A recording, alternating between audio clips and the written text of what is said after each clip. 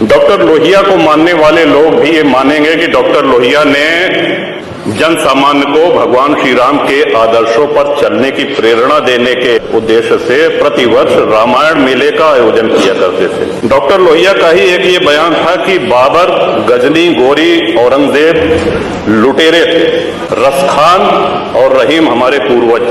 कई दिनों से हम देख रहे हैं कि माहौल बिगाड़ने का प्रयास हो रहा है। हल्द्वानी तक का उदाहरण दिया गया था उसमें।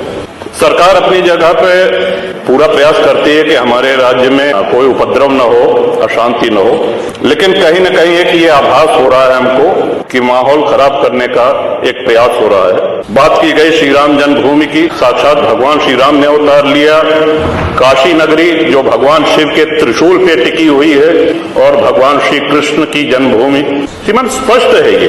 दीवाल के ऊपर शिखर कोड़ करके गुंबद बना देने से ये गंगा जमुनी तहजीब नहीं होती, आक्रांताओं द्वारा तोड़ा गया है। और एक और भ्रम फैलाया जा रहा है, जो व्यास जी के गुफा में जो पूजा हो रही है वो पूजा अनवरत सैकड़ों वर्ष से चलती आ रही है। ये बात बाहर जानी चाहिए श्रीमन।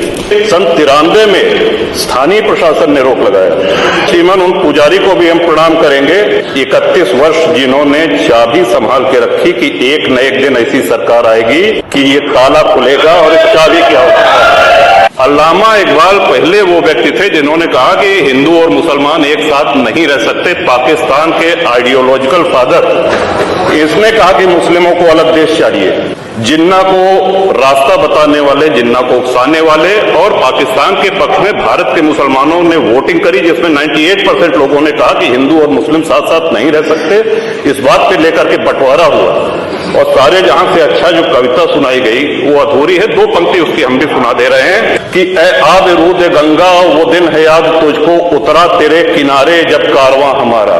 कि गंगा के वो मैदान तुमको याद है जब हमारा कारवां उधर से आक्रांताओं का कारवां आया था। चीनो अरब हमारा, हिंदुस्तान हमारा, मुस्लिम है हम, वतन है सारा जहां हमारा। ये है, ये तरानाए मिल्ली की पंक्तियां हैं, अल्लामा इकबाल ने 1910 में लिखी थी। श्रीमान, जो भी संकट में आया उसको हमने अपनाया। कभी किसी हिंदू ने नहीं कहा कि हम मुसलमान के साथ नहीं रह सकते। अगर बाबर और औरंगजेब की अनुसरण करेंगे, उनका अनुकरण करेंगे, तब तो शांति की कोई गारंटी नहीं।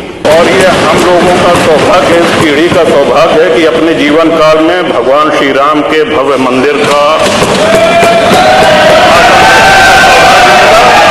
मेरा ये भी मानना है कि आदि शंकराचार्य के बाद अगर कोई सनातन उत्थान का और हिंदू उत्थान का कार्य कर रहा है तो श्रीमान नरेंद्र मोदी।